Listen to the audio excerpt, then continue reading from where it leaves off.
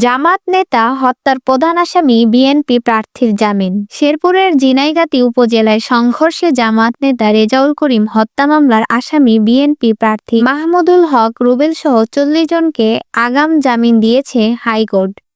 গণমাধ্যমের বরাতে জানা যায়, সোমবার ২রা ফেব্রুয়ারি দুপুরে বিচারপতি কামরুল হোসেন মোল্লা ও বিচারপতি ফয়সাল হাসান আরিফের সমন্বয়ে গঠিত হাইকোর্ট বেঞ্চ এ আদেশ দেয়।